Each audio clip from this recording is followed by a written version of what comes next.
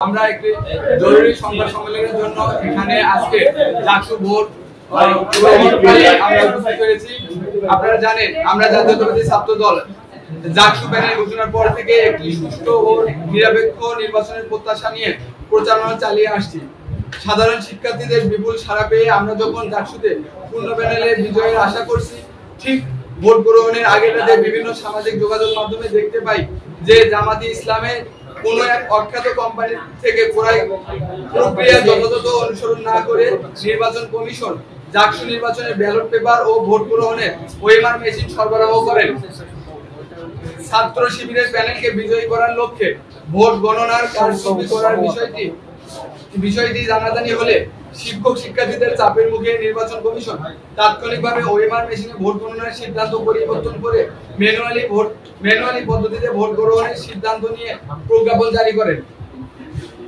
কিন্তু একই কোম্পানির সরবরাহকৃত ব্যালট পেপার দিয়ে আজকে নির্বাচন অনুষ্ঠিত হচ্ছে। এতে করে ছাত্র শিবিরে তাদের নিজস্ব কোম্পানি থেকে আলাদা করে ব্যালট পেপার সংগ্রহ করে কারচুপির মাধ্যমে জয়ী হওয়ার জন্য নকশা করে রেখেছেন বলে আমরা মনে করছি। বিষয়টি নির্বাচন কমিশনকে জানালে এবং নতুন ব্যালট পেপারের মাধ্যমে ভোট গ্রহণের দাবি জানালে নির্বাচন কমিশন আমাদের দাবি না মেনে জামাত ইসলামী কোম্পানি ব্যালট দিয়ে ভোট গ্রহণের সিদ্ধান্ত নেয়।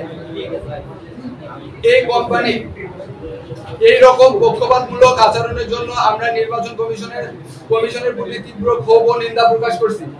তারপরেও আমরা আশা রাখছি নির্বাচন কমিশন তাদের নিরপেক্ষতা বজায় রাখবে এবং ছাত্র শিবিরের নীল নকশা বাস্তবায়নে কোনো ধরনের শিক্ষার্থীরা ভোট দিতে আসতে উৎসাহ হারাবেন। জাকসু নির্বাচনে ছাত্রছাত্রীরা ভোট দিবে।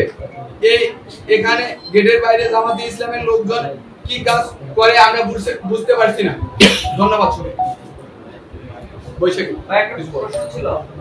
আমরা এখানে সকাল থেকে যখন ভোট গ্রহণ শুরু হয়েছে আমরা আমাদের প্রার্থীরা বিভিন্ন হলে ভোট দিয়েছি এবং সংবাদ কর্মীদের সাথে কথা বলেছি।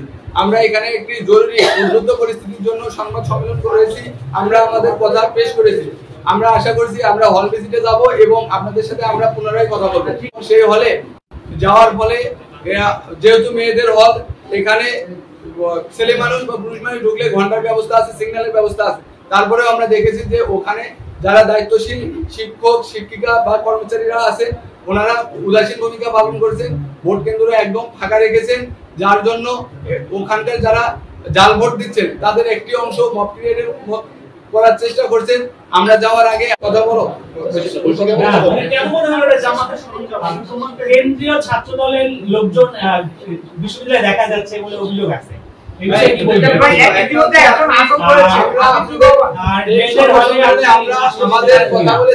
আমরা এখন হল ভিজিটে যাব। আমরা হল ভিজিটে গিয়ে আপনাদের সাথে আপনাদের সমস্ত